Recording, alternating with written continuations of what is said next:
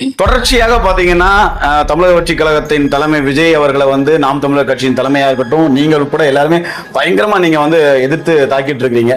ஒருவேளை 2026 தேர்தலில் உங்களை விட ஓட்டு சதவீதத்தில் அவங்க அதிகமா வாங்கிட்டா எப்படி நீங்க இதுக்கப்புறம் நீங்க அவரை எதிர்கொள்ள முடியும்? அண்ணன் சாட்டை திருமணா இருக்கட்டும், நாம் தமிழர் கட்சியின் தலைமை ஒருங்கிணைப்பாளர் சீமானா இருக்கட்டும், சத்யாக்காவா இருக்கட்டும், ஒருத்தவங்களை பயங்கரமா தாக்கும் போது அவங்க நம்மளோட முன்னாடி போயிட்டாங்க ரேஸ்ல, அப்படின்னா திருப்பி அவங்க எப்படி நம்ம எதிர்கொள்ள முடியும்? எங்களோட அன்புக்குரிய அக்கா வந்து கண்டிப்பா சட்டமன்றத்தில் போகணும், அதுல மிகப்பெரிய சந்தோஷம் எங்களுக்கும் கூட. என்னோட லாஸ்ட் கொஸ்டின் மீண்டும் அதே தான். நீங்க 36 லட்சம் வாக்கு வாங்கியிருக்கீங்க, ரொம்ப போற்றத்தக்கது, வரவேற்கத்தக்கது, மாற்று கருத்தே கிடையாது. 2024 36 லட்சம் ஓட்டு வாங்கி நீங்க அங்கீகரிக்கப்பட்ட கட்சியா மாறி இருக்கீங்க. ஒருவேளை இந்த தேர்தலில் தமிழக வெற்றி கழகம் 40 லட்சம் ஓட்டு வாங்கிடுச்சு, இல்ல 50 லட்சம் ஓட்டு வாங்கிடுச்சுன்னா உங்களோட ரியாக்ஷன் எப்படி இருக்கும்? நியாயம் அதெல்லாம் பார்க்கும்போது அப்படி நமக்கு பதறுது. ஒரு பெண்ணுக்கு வெளியே வர்றதுக்கு இன்னைக்கு ரொம்ப அச்சத்தை கொண்டு வந்திருக்கு. இதெல்லாம் நான் கிராமங்களில் பயணிக்கும் போது சொல்லுவேன். இப்போ வந்து பாருங்க, வேடநத்தத்தில் நடந்த நிகழ்ச்சியை பத்தி அவங்க பேசும்போது சொல்லுவாங்க, 12 வரைக்கும் படிச்சுட்டேன் என் பிள்ளை, போதும், எனக்கு மானம் ரொம்ப முக்கியம் என்று சொன்ன ஒரு அம்மா சொன்ன பதிவுங்க. இன்னைக்குதான் நாங்க வெளியே வந்திருக்கோம். இவங்க சொல்றாங்க பெண்ணிய பேசுறாங்க, பெண் விடுதலையை பேசுறாங்க, பெண்ணுக்கு அத்தாரிட்டின்றாங்க. எந்த இடத்துல நீ பெண்ணுக்கு பாதுகாப்பு கொடுத்திருக்க? பெண்ணுக்கு என்ன செய்திருக்க? பெண்ணுக்கு உங்களுக்கு தந்தை பெரியார் தான் அடுப்பூதுற பெண்களை வந்து வெளியே கொண்டு வந்து கல்வி சொல்ல வச்சிருக்காங்க. அவங்க ஆதாரம் காட்டுறாங்க. தந்தை பெரியார் சொல்லிட்டீங்க, அவருக்கு முன்னால இருந்தீங்க. நான் பாட்டன் ஐயன் வள்ளுவனுக்கு கல்வி கற்றுக் கொடுத்தது யாருன்ற கல்வியை எங்க அண்ணன் சீமான் கேட்கிறாரு. திருநெல்வேலியில் அவர் கூட்ட கூட்டத்தை பாத்தீங்களா? இங்கேருந்து தூத்துக்குடி போறதுக்கு எவ்வளவு நேரம் ஆச்சு தெரியுமா? மக்கள் தன்னெழுச்சியா சீமான் அண்ணனுக்கு வந்து ரொம்ப வரவேற்கிறோம்.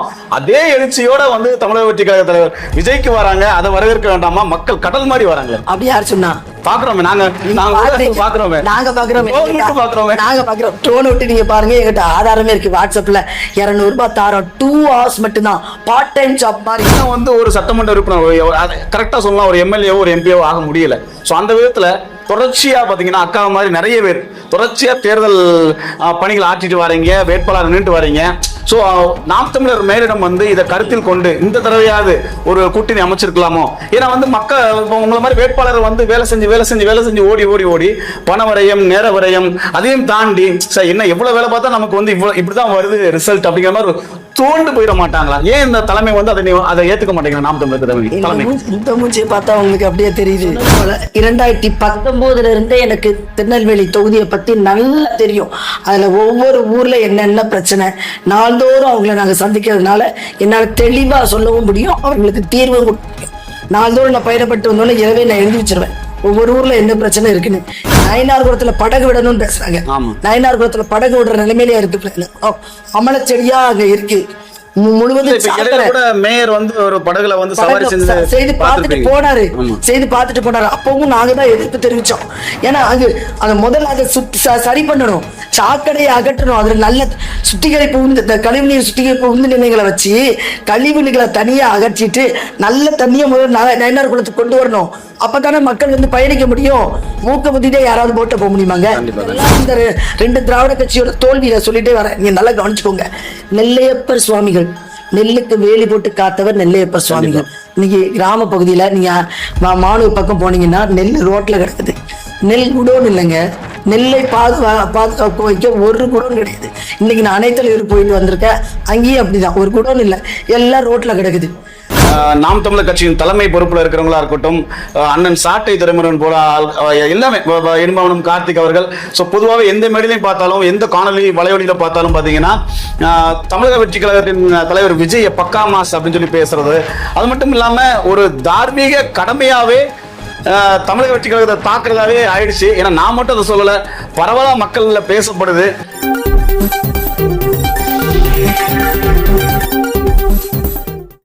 வணக்கம் அன்பு நண்பர்களே. 2026 தேர்தல் களம் ரொம்ப சூப்பரா சூடு பிடிச்சிருக்குன்னு சொல்லலாம். சோ அந்த விதத்துல திருநெல்வேலி சட்டமன்ற தொகுதிக்கு சளைச்சதே இல்லை. சோ அவ்வளோ போட்டி. அந்த விதத்துல திமுக, அதிமுக, நாம் தமிழர் கட்சி, தமிழக வெற்றி கழகம், அதுபோல புதிய தமிழகம், இந்த மாதிரி பிரதான கட்சிகள் வந்து போட்டி போடுற ஒரு முக்கியமான ஒரு களமா திருநெல்வேலி பார்க்க முடியுது. நம்முடன் இன்னைக்கு இணைந்திருக்கும் சிறப்பு விருந்தினர் யாரும் பாத்தீங்கன்னா திருநெல்வேலி சட்டமன்ற தொகுதியின் நாம் தமிழர் கட்சியின் வேட்பாளர் சத்யா அவர்கள் இணைஞ்சிருக்காங்க. நேரடியா களத்துக்கு போயிட்டு வந்திருக்காங்க, மக்களை சந்திச்சுட்டு வந்திருக்காங்க. கள நிலவரம் எப்படி இருக்குன்னு சொல்லி அவங்க கேட்டு தெரிஞ்சுக்கலாம். அக்கா வணக்கம். வணக்கம், எப்படி இருக்கீங்க? சிறப்பா இருக்கேன், நீங்க நலமா இருக்கீங்களா? ரொம்ப சூப்பரா இருக்கும் இறைவன் புண்ணியத்துல. நம்ம திருநெல்வேலி தொகுதி சட்டமன்ற உறுப்பினர் போட்டிக்காக நீங்க போட்டிடுறீங்க. பா சத்யா அப்படின்னு சொன்னாலே நிறைய பேருக்கு பரிச்சயமான ஒரு முகம். தொடர்ந்து நானும் உங்களை ஒரு 10 வருடங்கள் மேலாக பார்த்துட்டு வரேன். ஸோ உங்களை பற்றி எனக்கு நல்லா தெரியும். எங்க நேயர்களுக்கு மக்களுக்கு வந்து உங்களோட சுய விபரம் சொல்லுங்க. என்னோட பேர் பா சத்யா. நான் இந்த திருநெல்வேலி மாவட்டத்தை சேர்ந்தவர் தான்.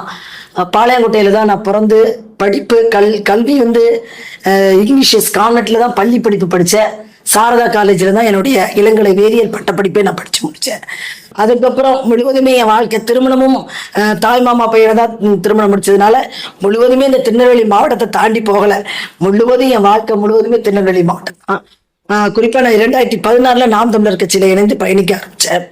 பல பொறுப்புகள்ல இருந்தேன். படிப்படியாக 2019, 2024 2 நாடாளுமன்ற தேர்தலை நான் சந்திச்சிருக்கேன். 2021 திருநெல்வேலி சட்டமன்ற தொகுதியில் வேட்பாளராக நாம் தமிழர் கட்சி சார்பாக தான் நான் போட்டியிட்டேன். இப்ப மாநில மகளிர் பாசறை ஒருங்கிணைப்பாளராக இருக்கிறேன். மாநில நிர்வாக குழு உறுப்பினராகவும் நான் இருக்கேன். நாம் தமிழர் கட்சியில இருக்கிறேன். சூப்பர்கா. திருநெல்வேலி சட்டமன்ற உறுப்பினர் பதவிக்காக நீங்க வந்து போட்டியிடுறீங்க. அது வந்து உங்களுக்கு நிறைய இடத்துக்கு போயிட்டு வந்திருப்பீங்க. கல்யாணத்தை பார்த்துருப்பீங்க. இங்க இருக்கக்கூடிய பிரதான பிரச்சனை திருநெல்வேலி மக்களுக்காக அவங்க ஏங்கிட்டு இருப்பாங்கல்ல. ஸோ என்னென்ன பிரச்சனைகள் இருக்குன்னு உங்களுக்கு தெரியுமா? ஒருவேளை உங்களுக்கு அதை நீங்க தெரிஞ்சீங்கன்னா அதுக்கு தீர்வு காண்றதுக்கு என்னென்ன வழிமுறைகள் நீங்க வச்சிருக்கீங்க நேயர்களுக்கு சொல்லுங்க. நான் சொன்னது போல 2019 இருந்தே எனக்கு திருநெல்வேலி தொகுதியை பத்தி நல்லா தெரியும். அதுல ஒவ்வொரு ஊர்ல என்னென்ன பிரச்சனை நாள்தோறும் அவங்களை நாங்க சந்திக்கிறதுனால என்னால தெளிவா சொல்லவும் முடியும், அவர்களுக்கு தீர்வும் கொடுக்க முடியும். நாள்தோறும் நான் பயணப்பட்டு வந்தோன்னு இரவே நான் எழுதி வச்சிருவேன் ஒவ்வொரு ஊர்ல என்ன பிரச்சனை இருக்குன்னு. இன்னைக்கு பாத்தீங்கன்னா திருநெல்வேலி சட்டமன்ற தொகுதி திருநெல்வேலியில தாமிரபரணி ஆறு வற்றாத ஜீவநதின்னு நம்ம சொல்லிட்டு இருக்கோம். தாமிரபரணி ஆறு ஓடிட்டு இருக்கு. ஆனா அங்க குடிக்க தண்ணி இல்லை. தண்ணி இல்லாத கிராமம் எத்தனை இருக்குன்னு எனக்கு தெரியும். 12 ரூபாய் கொடுத்து திருநெல்வேலியில வெங்கடாச்சலபுரம் ஒரு குடம் தண்ணி வாங்குறாங்க. அணைத்தலையூர்னு ஒரு கிராமத்துக்கு போனேன்.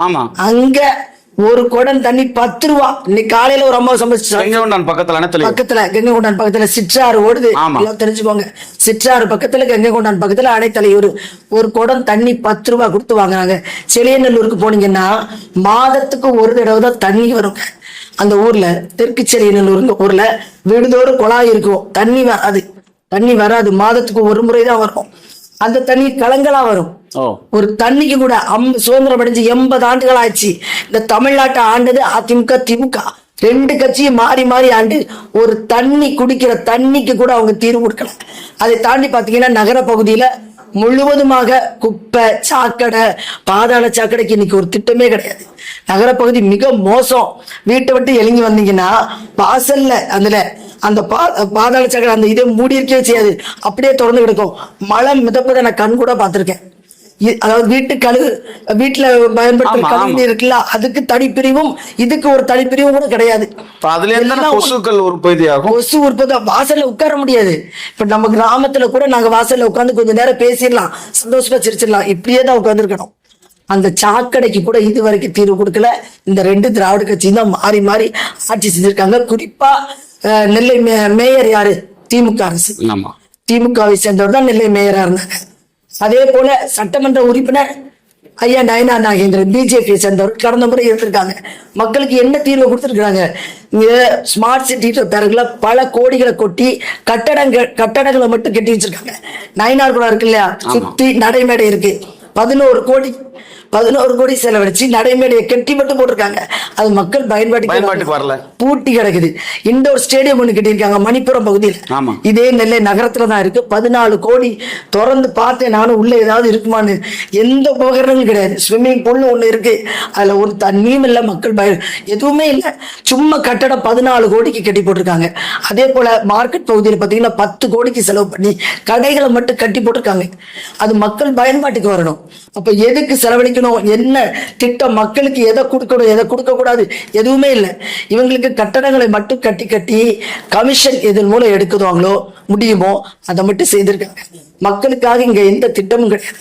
மக்கள் பயன்படுத்தி தான் திட்டம் வேணும். கண்டிப்பா. இதுக்கு நாங்க என்ன சொல்லுவோம்னா, அந்த திருநெல்வேலி காவா முழுவதும் சாக்கடையா இருக்கு. சாக்கடைங்க. இன்னைக்கு நான் யாராவது அதை உருவாக்க முடியுமா? இன்னைக்கு நம்ம முன்னோர்கள் அழகா உருவாக்கி வச்சுட்டு போனது. இன்னைக்கு சாக்கடை, அதுக்கு தனிக்கு எந்த பிரிவும் கிடையாது. காவா இருந்து சுத்தமணில இருந்து தாமிரபரணி ஆறு வருது. அந்த திருநெல்வேலி காவால தான் வந்தா நயனார் குளத்துக்கு தண்ணி வருது. அந்த தண்ணி தான் பாசனத்துக்கு போகுது. அப்ப அந்த காவாவை தூர்வாரவும் இல்லை, அதை சரி பண்ணவும் இல்லை, சாக்கடையா மாட்டி வச்சிருக்காங்க. அப்ப நாங்க உறுதியா இந்த காவாவை தான் முதல்ல சரி பண்ணுவேன். நயனார்குளத்துல படகு விடணும்னு பேசுறாங்க. நயனார்குளத்துல படகு விடுற நிலைமையிலே இருக்கு. அமலச்செடியா அங்க இருக்கு. முழுவதும் மேயர் வந்து ஒரு படகுல வந்து சவாரி செய்து பார்த்துட்டு போனாரு. செய்து பார்த்துட்டு போனாரு. அப்பவும் நாங்க தான் எதிர்ப்பு தெரிவிச்சோம்.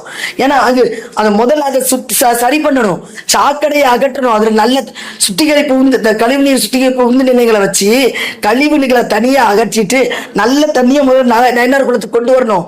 அப்பதானே மக்கள் வந்து பயணிக்க முடியும். மூக்க புத்திட்டே யாராவது போட்ட போக முடியுமாங்க? சிந்திச்சு பாருங்க. மூக்க புத்திட்டு போட்ல யாராவது போக முடியுமா? இப்ப இவங்க திட்டங்கள் வந்து மக்களுக்காக இல்லை. அதான் நான் மீண்டும் சொல்றேன். இது முழுவதும் இதே தாண்டி ராமேவட்டியில பாத்தீங்கன்னா மிகப்பெரிய குப்பை கிடங்கு இருக்கு. நான் போயிருக்கேன். அவங்க அதிகபட்சமா ஒரு தீக்குச்சியை மட்டும் கொளுத்தி போட்டு போயிட்டே இருக்காங்க. அந்த பகுதியில பாத்தீங்கன்னா சூழல் அப்படியே கெடுது. சுவாசிக்க முடியல. அந்த புகை மண்டலமா மாறி இருக்கு. அதனால மக்கள் புகை மண்டலமா மாறுது. பல போராட்டங்கள் கடந்த முறையில நான் போயிருக்கேன். மக்கள் போராடுற மக்களை இவங்க அடக்குறாங்களே தவிர அந்த குப்பைக்கு ஒரு குப்பைக்கு தீர்வு கொடுக்க முடியல. இவங்க தோல்வி. இதெல்லாம் இந்த ரெண்டு திராவிட கட்சியோட தோல்வியில சொல்லிட்டே வர. நீங்க நல்லா கவனிச்சுக்கோங்க. நெல்லையப்பர் சுவாமிகள், நெல்லுக்கு வேலி போட்டு காத்தவர் நெல்லையப்பர் சுவாமிகள். இன்னைக்கு கிராம பகுதியில நீங்க மானூர் பக்கம் போனீங்கன்னா நெல் ரோட்ல கிடக்குது. நெல் குடோன் இல்லைங்க. நெல்லை பாதுகாப்பு வைக்க ஒரு குடோன் கிடையாது. இன்னைக்கு நான் அனைத்தலைவர் போயிட்டு வந்திருக்கேன். அங்கேயும் அப்படிதான், ஒரு குடோன் இல்லை, எல்லாம் ரோட்ல கிடக்குது. அதை கூட கட்டி மக்களுக்கு கொடுக்க முடியல இவர்களால. நெல்லுக்கு முதல்ல குடோன் அமைச்சு கொடுக்கணும். ஆனா மக்களை குடிக்க வச்சு சீரழிக்கின்ற அந்த டாஸ்மாக் கடை மட்டும் ஏசி பார் வசதியோட எங்கிட்டு இருக்கு. நான் உண்மை போற இடம்லாம் எல்லா பெண்களும் என்ன சொல்றாங்க, இந்த அரசாங்கம் கொடுக்குற 1000 வேண்டாம் 2000 வேண்டாம், அந்த மது கடையை மட்டும் மூடுங்கன்றாங்க. அதுல யாருமே கவனம் செலுத்தல. இந்த முறை கூட யாருமே அந்த வாக்குறுதியை அதை டச் பண்ணவே இல்லை. அதிமுக இருக்கட்டும், திமுக இருக்கட்டும், இல்ல புதுசா வந்திருக்க நடிகர் விஜய் கட்சியா இருக்கட்டும், அப்படிதான் நான் சொல்லுவேன். அவரும் அந்த டாஸ்மாக் பத்தி பேசவே இல்லை. நாம் தமிழர் கட்சி 2016 இருந்து சொல்றோம், இன்ன வரைக்கும் சொல்றோம். நாங்க மது கடைகளை மூடிட்டு கள்ளி இறக்குற அனுமதியை தடையை நீக்கிட்டு அனுமதி கொடுப்போம். கள்ளு குடிச்சு இங்க இறந்தவர்கள் யாரும் கிடையாது. இதெல்லாம் இங்க பிரச்சனையா பார்க்கப்படுது. உண்மையிலே கள்ளு இறக்குனவர்னு சொல்லி ஆலங்குளத்துல காலில் சுட்டாங்களா இல்லையா? அதை எப்படி நீங்க ஏற்றுக்கொள்கிறீங்க? கொலை குற்றமா பண்ணாங்க அவங்க. இல்ல அது வந்து அந்த கல் இறக்குனவங்க வந்து ஒரு வாக்குவாதத்துல ஒரு கம்பு எடுத்து அடிச்சுதான் அந்த தாத்தாவே பேட்டி கொடுத்துருக்காங்க. நானும் அதை பார்த்தேன். தாத்தா கொடுப்பாரு, பேரம் கொடுப்பு எல்லாம் கொடுப்பாங்க. இதெல்லாம் இவங்க பண்ண மாட்டாங்க. நீங்க என்னங்க சொல்றீங்க? எந்த அளவுக்கு அந்த அண்ணனை அவர் டார்ச்சர் பண்ணிருப்பாங்கன்னு யோசிச்சு. இதை தாண்டி நீங்க சிப்காட் என்ற பேர்ல டயர் கம்பெனி இருக்கு. சிப்காட்ல இருக்கு டயர் கம்பெனி இருக்கு. இன்னும் சொல்லப்பட பல இந்த மாதிரி கம்பெனிகள், சோலார் கம்பெனி போக்கு. நிலம் நம்மளுடையது, வளமும் எங்க தண்ணி எல்லாம் என்னோடது. தண்ணி கம்பெனி இதை எல்லாத்தையும் கெடுக்கிற மாதிரி திட்டங்கள் மட்டும்தான் இவங்கிட்ட இருக்க தவிர நாம் தமிழர் அரசு அது எல்லாத்தையும் கெடுக்குது. ஆனா வேலை வாய்ப்பு என் மக்களுக்கு கிடைக்காதுங்க. நாம் தமிழர் அரசு வந்தாச்சுன்னா குடிக்க தண்ணி பாட்டில் கொடுக்க மாட்டீங்க, டயர் கம்பெனி வந்து வேலை வாய்ப்பு கொடுக்க மாட்டீங்க. டயர் கம்பெனிக்கு வேலை வாய்ப்பு கொடுக்க மாட்டோம்னு சொல்லல, டயர் கம்பெனியை விட சிறந்த வேலை வாய்ப்பை நாங்க கொடுப்போம். நிலமும் வளமும் சார்ந்த தொழிற்சாலைகளை ஏற்படுத்தி மக்களுக்கு தேவையானது. இங்க பாருங்க, நீங்க ஒரே ஒண்ணு, நம்ம முதலே சொன்னோம்ல, திருநெல்வேலி என்னது, அந்த நகர பகுதி மட்டும்தான் நகரம். மற்ற சுற்று முழுவதும் விவசாய பூமி. கிராமங்கள் நல்லா தெரிஞ்சுக்கோங்க, விவசாய பூமி. இங்க விவசாயத்தை அரசு பணியால் மாற்றுவேன்னு சொன்னது அண்ணன் செந்தமிழ் சீமான் மட்டும்தான். நீங்க சொல்லுவது தற்சார்பு பொருளாதாரத்தை எடுத்துக்கலாமா? தற்சார்பு பொருளாதாரம் மட்டும் பேசுறது நாம் தமிழர் கட்சி மட்டும்தான் பேசுது. தற்சார்புன்னு நீங்க என்னமோ பெருசா நீங்க நினைக்காதீங்க. தன்னை சார்ந்த என்னென்ன தொழில் சொல்ல நினைக்கிறேன். நம்ம வாழ்வியல் நம்ம வாழ்ந்து. ஏன்னா எங்க வீட்டுல இருந்துச்சு, எங்க அம்மா எங்க அப்பா வயல் வச்சிருந்தாங்க. கோழி வளர்த்தோம், மாடு வளர்த்தோம், ஆடு வளர்த்தோம், எல்லாம் வளர்த்தோம். இன்னைக்கு நாங்க படிச்சுட்டோம் சொல்லி அதை விட்டு வெளியே வந்துட்டோம். எங்க அம்மா இன்னும் ஒரே ஒரு உதாரணம் சொல்லட்டுமா? எங்க வீட்டுல சாண எரிவாயு அடுப்பு உண்டு. அன்னைக்கு நான் 2 வாடி சாணியை கரைச்சி எங்க அம்மா ஊத்துவாங்க. அழகா அடுப்பு எரிஞ்சிச்சு. இன்னைக்கு ஒரு சிலிண்டரு எங்கேயோ 2 நாட்டுல சண்டை. இல்ல பேக் டு ஃபார்ம் சொல்லுவாங்க. இப்ப மறுபடியும் அத மாதிரி எல்லாரும் வந்துட்டு இருக்காங்க. விறகு சாண எரிவாயு ஆகிற கட்டாயத்துக்கு இவங்க ஆக்கிட்டாங்க. இலவசம் சொன்னாங்க, ஒரு சிலிண்டர் இலவசம்னாங்க.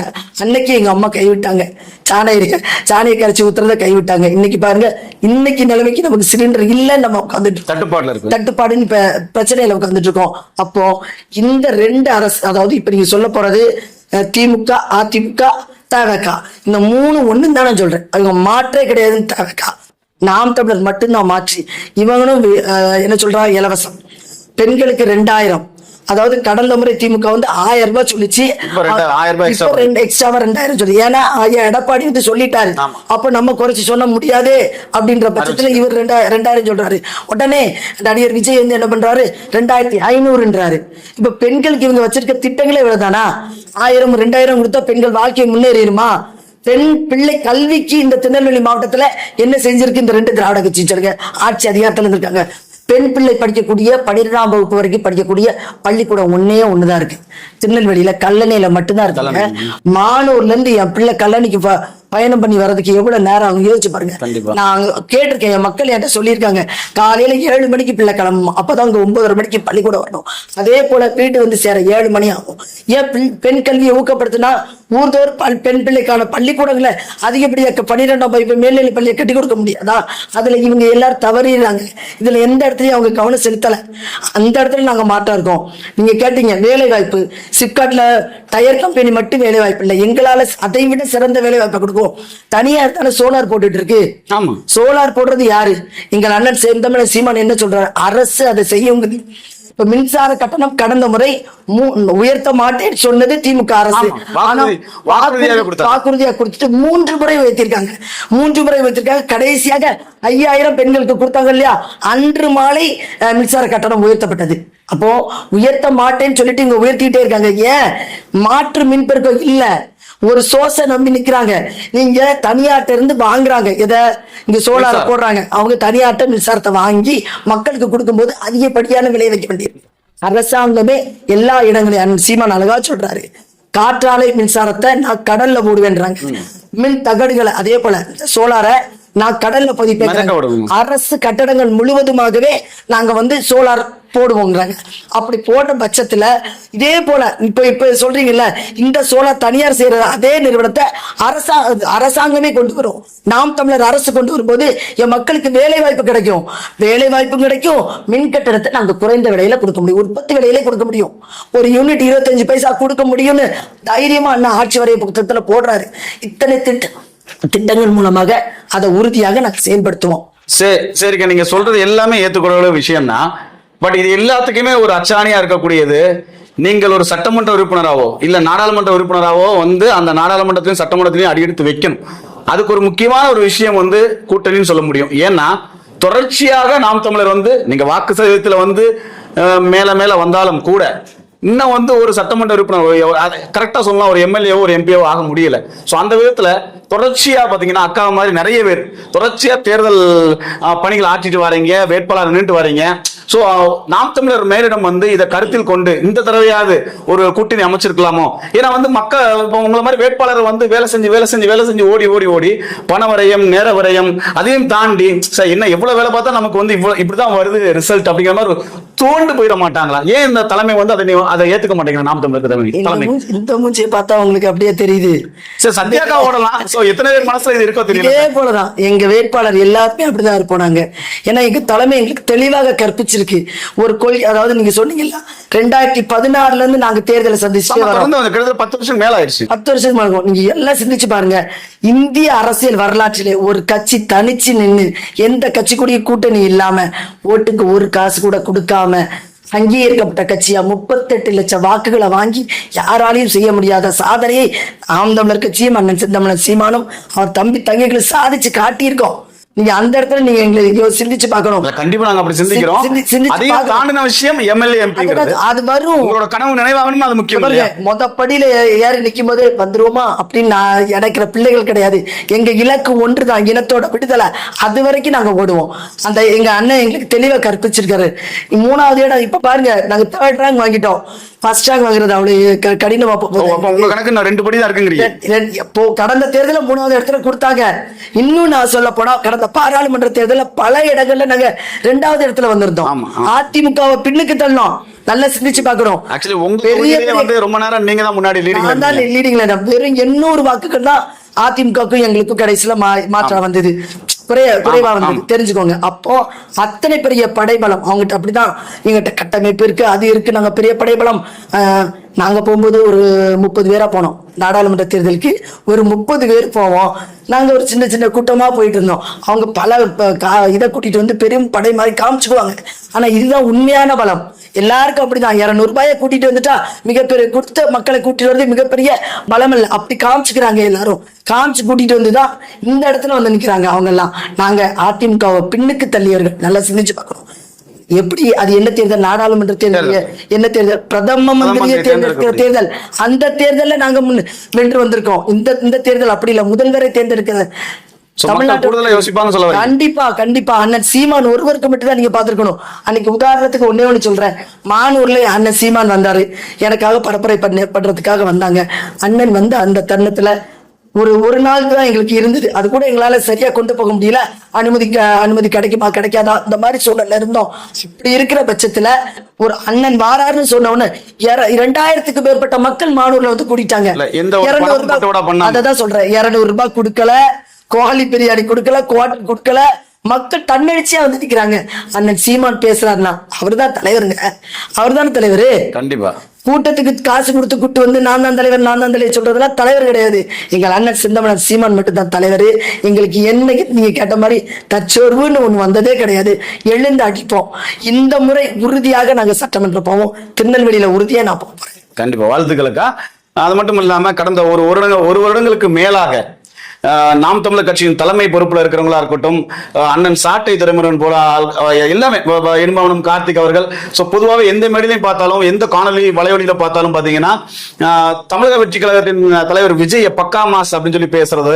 அது மட்டும் இல்லாம ஒரு தார்மீக கடமையாவே தமிழக வெற்றி கழகத்தை தாக்குறதாவே ஆயிடுச்சு. ஏன்னா நான் மட்டும் அதை சொல்லல, பரவலா மக்கள்ல பேசப்படுது.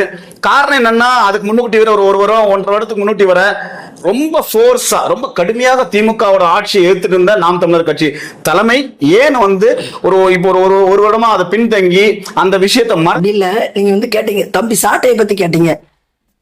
தம்பி சாட்டை வந்து ஒரு 1.5 மணி நேரம் பேசுவாரு, மேடை ஏறினார்னா. பேசிட்டு ஒரு 10 நிமிஷம் தான் சொல்ல போனா அந்த தாவக்காவை பத்தி பேசிப்பாரு. ஆனா எல்லாரும் அந்த தாவக்காவை பத்தி பேசுறத மட்டும்தான் வெட்டி இந்த ஊடகங்கள் எல்லாம் பரப்புது, வைரல் பண்றாங்க. அப்படி காமிக்கிறீங்க. இப்ப நீங்க சொன்ன மாதிரி நடிகர் விஜய் கட்சி ஆரம்பிக்கிற தருணத்துல அண்ணன் சீமான் வரவேற்றாங்க, வாழ்த்து தான் கொடுத்தாங்க. ஏன்னா தமிழ் தேசியத்தை பத்தி அண்ணன் கிட்ட அவர் நிறைய பேசினாரு. பேசி எல்லாம் செய்துட்டு கட்சி ஆரம்பிச்சு நாங்க இத்து போன ஈயம் பித்தாலையானதுதான் இந்த திராவிடம். அந்த திராவிடத்தை அடின்னு அடிச்சு நொறுக்கி வீழ்த்திட்டாரு இன்னைக்கு எங்க அண்ணன் சிந்தமலர் சீமான். அந்த வீழ்த்தின இடத்துல மீட்டு உருவாக்கம் பண்றதுக்குன்னே வர்றாரு. திராவிடமும் தமிழ் தேசியமும் 2 கண்கள்னு தூக்கிட்டு வந்தது விஜய். அதனால எங்களோட கொள்கைக்கு அவர் வந்து திராவிடம் ஒரு கண்ணு தமிழ் தேசியம் ஒரு கண்ணு சொல்றாரு சொன்னாரு. ஆனா இன்னைக்கு தமிழ் தேசியம் பக்கம் அவர் நிக்கவே இல்லை. நீங்க நல்லா சிந்திச்சு பாத்தீங்கன்னா இந்த திராவிட கட்சிகள் என்ன செய்தோ அதே தான் அவர் செய்யறாரு. இலவசம்ன்றாரு. முதல்ல அவர் படத்துல என்ன பண்ணாரு, இலவசமா கொடுக்கப்பட்ட டிவி பெட்டியை தூக்கி போட்டு நொறுக்கினாரு. இன்னைக்கு வரிசையா பல இலவசங்கள் அவரே அறிவிக்கிறாரு. 1 பவுன் கொடுக்கிறேன்றாரு, தாய்மாம சீருன்றாரு, பட்டுச்சேலைன்றாரு. அப்ப இவர் எந்த இடத்துல மாற்றா இருக்கிறாரு? அதை விட்டு தாண்டி இன்னொன்னு நான் என்ன தெரியுமா சொல்றேன், கருத்தியலாக வந்துட்டு இருக்கோம். நான் தமிழ் தேசிய கருத்தியலை விதைச்சு அண்ணன் சீமான் மிகப்பெரிய கூட்டத்தை, கருத்தியலான கூட்டத்தை உருவாக்குறாரு. அவர் பின்னால வர்றவங்களுக்கு நல்ல வெறும் ரசிக மனப்பாண்டி, கவர்ச்சி, ஒரு திரை கவர்ச்சியை மட்டுமே வச்சு அந்த பிள்ளைக்கு திராவிடம்னாலும் என்னன்னு தெரியல, தமிழ் தேசியனாலும் தெரியல, ஒரு முட்டாள் கூட்டத்தை அவர் உருவாக்கிட்டு இருக்காரு. உண்மையே சொல்ல போனோம், ஒரு தெளிவில்லாத கூட்டத்தை, முட்டாள் கூட்டத்தை உருவாக்கிட்டு இருக்காரு. அதனாலதான் நாங்க முதல்ல அவர் அடிக்க வேண்டியதான் எங்களோட முதல் கடமை. ஏன்னா நாங்க அடிச்சு நொறுக்கின திராவிடத்தை திரும்ப தூக்கிட்டு வரும்போது எங்களுக்குன்னு வழி வேதனை வரும்ல. அப்ப அவர் முதல்ல நொறுக்கணும், முதற்கடமை. அதான் நான் சொல்றேன், அவர் அடிச்சு நொறுக்கிறது எங்க முதற்கடமை. தம்பி சாட்டை செய்யறது மிக சரி. இன்னும் ஓங்கி அடிப்போம். இன்னும் ஓங்கி வெட்டி போனாங்க. திருநெல்வேலியில அவர் கூட்டின கூட்டத்தை பாத்தீங்களா? இங்க இருந்து தூத்துக்குடி போறதுக்கு எவ்வளவு நேரம் ஆச்சுன்னு தெரியுமா? மக்கள் தன்னெழுச்சியா சீமானந்தனுக்கு வந்து ரொம்ப வரவேற்கிறோம். அதே எழுச்சியோட வந்து தமிழக வெற்றி கழக தலைவர் விஜய்க்கு வராங்க. அதை வரவேற்க வேண்டாமா? மக்கள் கடல் மாதிரி வராங்க. அப்படி யார் சொன்னா? பாக்குறோமே நாங்க பாக்குறோமே ட்ரோன் விட்டு நீங்க பாருங்க. எங்கிட்ட ஆதாரமே இருக்கு. வாட்ஸ்அப்ல 200 ரூபாய் தாரம் 2 hours மட்டும்தான். பார்ட் டைம் ஜாப் மாதிரி வாங்கன்னு கூப்பிட்டு வந்தாங்க. இதே இது வச்சுக்கலாமா? கூப்பிட்டுருக்குங்க. அது ஆதாரம் எல்லாம் இருக்கு. தம்பிட்டு சாட்டையில கேளுங்க. தம்பி தான் அதுக்கே ஒரு காணொலி போட்டிருக்காப்லையே. 200 ரூபாய் தாரம் பார்ட் டைம் ஜாப் மாதிரி 2 மணி நேரம் வந்துட்டு போனா போதும் சொல்லி கூவி கூப்பிடுறாங்க. இதுக்கு இன்னொரு சாட்சி யார்கிட்ட இருக்கு. இந்த ரஸ்தால அன்னையில தமிழக வெற்றி கழகத்தோட கூட்டம் நடந்துச்சு இல்லையா? அன்னைக்கு நான் பரப்புரைக்காக மானூருக்கு போறேன். அன்றைக்கு நான் திரும்பி வர்ற வழியில 2 வேன் வந்தது. எங்க வந்து இறங்கிச்சு தெரியுமா? தாளையத்துல இவங்க ரஸ்தால இருந்து ஏறி அப்படியே தமிழக வெற்றி கழக கூட்டம். 2 வேன் நிறைய பெண்கள், 2 வேன் நிறைய காசு கொடுத்து பெண்களை கூட்டிட்டு வந்துருந்தாங்க. அவங்கள தாளையத்துல அப்படியே இறக்குறாங்க. நான் கண் கூட பார்த்தேன். அவங்களுக்கு எந்த கட்சிக்கு போடணும்னு தெரியாது, எதுக்கு போயிட்டு வந்து உட்கார்ந்தோன்னு தெரியாது. இதுதான் அவங்க உண்மை நிலைமை. நடிகர் மற்ற யார் வந்தாலும் அங்க கூட்டம்லாம் கூடாது. ஒரு திரையில் பார்த்தவரை நேரில் பார்க்க வேண்டும் என்ற ஒரு ஆர்வத்துல ஓடி வர்றான். அவ்வளவுதான். அது ஒண்ணும் பெரிய அது வாக்கா மாறுங்கிறதுக்கு எந்த இடத்துலயும் ஆதாரம் கிடையாது. யாரா இருந்தாலும் சரி, நானே என் வீட்டு பக்கம் போனான்னா சட்டினி எட்டி தான் பார்ப்போம். இப்படித்தான் பார்ப்போம். ஏன்னா நம்ம பார்த்தது தானே. படத்துல பார்த்தவரை இப்படி பார்ப்போம். அண்ணன் சீமான் அழகா சொல்லுவாரு, ஆட்டுக்கார அலமேல்னு ஒரு படம் வந்துச்சு. அந்த ஆடை பாக்குறதுக்குவே பல லட்சம் பேர் கூடலாம். அந்த ஆட்டுக்கார அலமேல் படத்துல நடிச்ச ஆடை பாக்குறதுக்கு பல லட்சம் பேர் கூட்டானா இல்லையா? அதே மாதிரிதான் திரையில பார்த்தவரை நேர்ல பாக்குறோம்னு கூடி. அதுவும் மத்தவங்களுக்கா பிரச்சனை இல்லைங்க, அவருக்கு பயங்கர பிரச்சனை. மத்தவங்களுக்காவது மத்த கட்சி ஆளாலும் பிரச்சனைம்பாங்க. தமிழக வெற்றி கழக தலைவர் விஜய் இருக்காரு, அவருக்கு அவங்க கட்சியை கண்டே அவர் அலர்றாரு. அந்த பசங்க வந்தாலே டபால் அடிச்சு கொண்டு கதவை மூடிட்டு ஓடிடுறாரு. அந்த அளவுக்கு ஆக்கி வச்சிருக்காங்க. அப்ப நான் என்ன சொல்றேன்னா, ஒரு கருத்தியல், ஒரு கோட்பாடு, தெளிவு பெற்ற அரசியல். நானெல்லாம் இன்னைக்கு ஒரு குடும்ப தலைவியா இருந்த இளங்கலை வேதியியல் படிச்சிருந்தேன். ஆனா கணவரை பராமரிப்பது, பிள்ளை பள்ளிக்கூடம் அனுப்புற நிலைமையில இருந்தேன். அரசியல் படுத்தி இருக்காரு. பொது தளத்துக்கு கொண்டு வந்து எங்களை நிப்பாட்டி இருக்காரு. பெண்களுக்கு சம வாய்ப்பை கொடுக்கிறாரு. யாராலையும் செய்வாங்களா? 117 ஆண், 117 பெண், அதுல ஒரு திருநங்கையை வர கொடுத்திருக்கிறாங்க. இப்படி ஒரு கோட்பாட்டோட சமமா அனைத்து சமூகங்களுக்கும் பிரதிநிதித்துவ அடிப்படையில எல்லாருக்கும் வாய்ப்பை கொடுக்கிறாரு. அப்படி யாராவது கொடுப்பாங்களா? ஒரு புயவருக்கு, வண்ணாருக்கு சமூகத்தை, அதாவது ஒரு ஊர்ல ஒரு வீடு. நான் அண்ணன் எனக்கு ரொம்ப பிடிச்சது, அண்ணன் பேசும்போது நான் கேட்பேன், ரொம்ப சந்தோஷமா பெருமையா இருக்கும். ஒரு வீட்டுக்காரன் நம்ம சொல்லுவோம்ல, ஒரு நாவிசையோ குயவரையோ அப்படிதான் சொல்லுவாங்க எல்லாரும். அவனை என்னைக்கு நான் சட்டமன்ற உறுப்பினர் ஆக்குறனோ அன்னைக்குதான் தமிழ் தேசிய வெல்லுண்டா தம்பின்னு சொல்லுவாரு. அந்த இடத்துல உண்மையிலே எனக்கு ரொம்ப பெருமையா இருக்கும். எங்க அண்ணனோட சிந்தனை எப்படி இருக்கும் பாருங்க. இப்படி ஏதாவது ஒண்ணு சிந்தனையோ ஒரு கோட்பாட்டையோ நடிகர் விஜய் சொல்லுவாரா? எதையாவது வச்சு அவர் வருவாரா? அப்ப அவருக்கு வர்ற கூட்டத்தையும் அண்ணன் சீமானுக்கு வர்ற கூட்டத்தையும் வச்சு நீங்க ஒப்பிட்டே பார்க்க கூடாது. அதுதான் எங்களோட கருத்து. திருநெல்வேலியை பொறுத்தவரை மட்டும் இல்லாம தமிழக லெவல்ல சட்டம் ஒழுங்கு உங்களோட பார்வையில எப்படி இருக்கு? ஒரு உதாரணத்துக்கு பாத்தீங்கன்னா 2.5 வயசு குழந்தை முதல் 60 வயசு மூதாட்டி வரை, 12ஆம் கிளாஸ் படிக்கிற குழந்தை, இந்த மாதிரி நிறைய சம்பவங்கள் சொல்லிட்டே போலாம். நாங்குநேரி சம்பவமா இருக்கட்டும், நம்ம ஏகப்பட்ட சம்பவங்கள் சொல்லிட்டே போலாம். இந்த இடத்துல திருநெல்வேலி மக்கள் மட்டும் இல்லாமல் தமிழக மக்கள் எப்படி சிந்திக்கணும்னு நீங்க நினைக்கிறீங்க? தமிழ்நாடு சட்டம் ஒழுங்குக்கு யார் பொறுப்பு? உங்களோட பார்வை என்ன? தமிழ்நாட்டோட சட்டம் ஒழுங்குக்கு யார் பொறுப்புன்னு நீங்க கேக்குறீங்க. தமிழ்நாட்டோட காவல்துறை யார் கட்டுப்பாட்டுல இருக்கு? முதல்வர் கட்டுப்பாட்டுல இருக்கு. அப்ப இங்க ஏன் இத்தனை அநியாயங்கள் நடந்துட்டு இருக்கு? நாள்தோறும் நம்ம எதிர்கொள்றோம். குறிப்பா நீங்க பெண்களை சொன்னீங்க, 2 வயசு பெண்ல இருந்து 60 வயசு பாட்டி வரைக்கும் யாருக்கு இங்க பாதுகாப்பு இல்ல. நீங்க கிருஷ்ணகிரியில ஒரு சம்பவம் நடந்தது, நீங்க பாத்திருப்பீங்க. குறிப்பா 60 வயசு மூதாட்டிக்கு நடந்தது. நீங்க அதே சமயத்துல கள்ளக்குறிச்சியில ஒரு பெண் ஸ்ரீமதி நினைப்பா, நம்ம கடந்து போயிட்டே இருக்கோம். அந்த பிள்ளைக்கு நடந்த சம்பவத்தை யோசிச்சு பாருங்க. அதே போல ராமேஸ்வரத்துல ஒரு அக்கா, நீங்க பாத்தீங்களா, மீனவர், அந்த பெண்ணு சென்னை யூனிவர்சிட்டியில, சென்னை அண்ணா பல்கலைக்கழகம் கோயம்புத்தூர்ல வானூர்தி நிலையத்துக்கு பின்னால வச்சு ஒரு பெண்ணுக்கு எவ்வளவு அநியாயம் நடந்துச்சு பாருங்க. அதே போல எல்லா பகுதிகளையும் நான் சொல்ற ராமேஸ்வரத்துல நடந்தது. அண்மையில வேடநத்தம் இந்த தூத்துக்குடி விளாத்திக்குளம் தொகுதி ரொம்ப அநியாயம். அதெல்லாம் பார்க்கும்போது அப்படி நமக்கு பதறுது. ஒரு பெண்ணுக்கு வெளியே வர்றதுக்கு இன்னைக்கு ரொம்ப அச்சத்தை கொண்டு வந்திருக்கு. இதெல்லாம் நான் கிராமங்கள்ல பயணிக்கும் போது சொல்லுவேன். இப்ப வந்து பாருங்க, வேடநத்தத்தில் நடந்த நிகழ்ச்சியை பத்தி அவங்க பேசும்போது சொல்லுவாங்க, 12 வரைக்கும் படிச்சுட்டா என் பிள்ளை, போதும் எனக்கு மானம் ரொம்ப முக்கியம் என்கிட்ட சொன்ன ஒரு அம்மா சொன்ன பதிவுங்க இது. இன்னைக்குதான் நாங்க வெளியே வந்திருக்கோம். இவங்க சொல்றாங்க பெண்ணிய பேசுறாங்க, பெண் விடுதலையை பேசுறாங்க, பெண்ணுக்கு அத்தாரிட்டின்றாங்க. எந்த இடத்துல நீ பெண்ணுக்கு பாதுகாப்பு கொடுத்திருக்க? பெண்ணுக்கு என்ன செய்திருக்க? அப்படி சொல்ல பெண்ணுக்கு முடியாது இல்ல. உங்களுக்கு தந்தை பெரியார் அவர்கள் தான் அடுப்புதர பெண்களை வந்து வெளியே கொண்டு வந்து கல்வி சொல்ல வச்சிருக்காங்க. அவங்க ஆதாரம் காட்டுறாங்க. தந்தை பெரியார சொல்றீங்க, அவருக்கு முன்னால இருந்தீங்க. நான் பாட்டன் ஐயன் வள்ளுவனுக்கு கல்வி கற்றுக் கொடுத்தது யாருன்ற கல்வியை எங்க அண்ணன் சீமான் கேட்கிறாரு. சிந்திச்சு பார்க்கணும்ல. உலக பொதுமறை எல்லாரும் ஏற்றுக்கொண்டான் திருக்குறளை. அவருக்கு கல்வி கற்றுக் கொடுத்தது தந்தை பெரியார் தான். வந்து எங்க எல்லாருக்கும் எல்லாம் சொல்லி கொடுத்தாரா? அதே போல பல பள்ளிக்கூடங்களை 5000க்கும் மேற்பட்ட பள்ளிக்கூடங்களை கட்டி கொடுத்தவர் நம்ம தாத்தா காமராசர். இன்னைக்கு 5000க்கும் மேற்பட்ட சாராய கடைகள் மட்டும்தான் இருக்கு. அரசு பள்ளிக்கூடம் 1000 500 குறைஞ்சுக்கிட்டே வருது. நம்ம ஸ்கூல் திட்டம்னு சொல்லி ஏன் எங்க நான் சொன்னா கல்வித்துறை அமைச்சர் இருந்தார் இல்லையா, இந்த அன்பில் மகேஷ் என்ன திட்டம் கொண்டு வந்தாரு? ஆண்டுதோறும் கல்விக்காக இவங்க நிதியை ஒதுக்குறாங்க. அப்ப ஏன் நம்ம ஸ்கூல் திட்டம்னு ஒண்ணு கொண்டு வந்து காலை உணவு திட்டம் கொண்டு வந்திருக்காங்க. காலை உணவு திட்டத்துல பயன்பெற்ற அந்த பிள்ளைகள் குப்பை தொட்டியில போட்டுட்டு போறது அப்படியே நம்ம பாக்குறோம். அது ஒரு சில இடத்துல இப்படி நடந்திருக்கும். பல இடத்துல பசியாரி இருக்காங்க. எங்க அந்த பசியார் இதே உணவு இவங்க பெயர் அளவுல செய்வாங்க. அது ஒண்ணும் காமராசரையா கொண்டு வந்த திட்டம், இவங்க அப்பாவோ கொண்டு வந்த திட்டம் கிடையாது. அதை முதல்ல மக்கள் புரிஞ்சுக்கோங்க. இன்னைக்கு இருக்கிற ஐயா முத்துவேல் கருணாநிதி ஸ்டாலின் அவங்க அப்பா கலைஞர் கருணாநிதியை கொண்டு வந்த திட்டம் கிடையாது. தாத்தா காமராசரை இதே சேர்மாதேவியில ஒரு பையன் கேட்டான், தெரியுமா உங்களுக்கு அந்த நிகழ்ச்சி? மாடு வச்சுட்டு இருந்த பையனை தாத்தா ட்ரெயின் கிராஸ் பண்றதுக்காக ஏன் பள்ளிக்கூடம் போலப்பான்னு கேட்டாரு. எனக்கு சோறு தருவியா, நான் பள்ளிக்கூடம் போறேன்னா தாத்தா சொல்லுவாரு, என் மண்டையில வாங்கி அரைஞ்ச மாதிரி இருந்துச்சு. அன்னைக்கு விதித்தது அந்த திட்டம். நீங்க யாரும் கொண்டு வந்து கொடுக்கல, சரிங்களா? நீங்க யாரும் இதுக்கு பெயர் ஸ்டிக்கர் ஒட்டிக்க கூடாது, தவறு. நீ காலையில போடுறேன்னு சொல்ற பேர்ல உப்மாவை போட்டுட்டு இருக்க, அது எல்லாரும் பார்த்துட்டு தான் இருக்கோம். எங்கள் அண்ணன் செந்தமிழ் சீமான் சொல்றாரு, கொடுப்போம் உணவு கொடுப்போம், என் பிள்ளைகளுக்கு நாங்களும் கொடுப்போம், தரமான பாலை கொடுப்போம், என் பிள்ளைக்கு தரமா முட்டையை கொடுப்போம். இன்னும் சொல்ல போனா அவர்களோட தனித்திறன ஆற்றலை வளர்ப்பதற்கு ஏற்றாற் போல உணவை நாங்க அங்க கொடுப்போம். அதுல தவறு இல்லை. ஆனா இவங்க நான் தான் கொண்டு வந்தேன்னு பேர் ஸ்டிக்கர் ஒட்டிக்கிறது பெருமை கிடையாது, அது ரொம்ப சிறுமை. அது முதல்ல தவறான கருத்து. இப்போ 2021 பாத்தீங்கன்னா உங்களுடன் ஸ்டாலின் அப்படி ஒரு ஸ்லோகன். சோ 2026 பாத்தீங்கன்னா ஸ்டாலின் வெல்லட்டும், ஸ்டாலின் தொடரட்டும், தமிழ்நாடு வெல்லட்டும் சொல்லி சொல்றாங்க. சோ இத இப்ப மறுபடியும் அடுத்த 5 வருட காலம் தமிழகத்தை வந்து திமுக ஆட்சி வரவே வேணாம். சோ தமிழகம் எப்படி இருக்கும்? உண்மையிலே சுடுகாடா மாறிடும். சத்தியமா நான் அப்படித்தான் நினைக்கிறேன். சுடுகாடா மாறிடும். ஏற்கனவே இங்க பாத்தீங்கன்னா இந்த திருநெல்வேலி தொகுதியில மட்டுமே 11 கல்குவாரிகள் இருக்குங்க.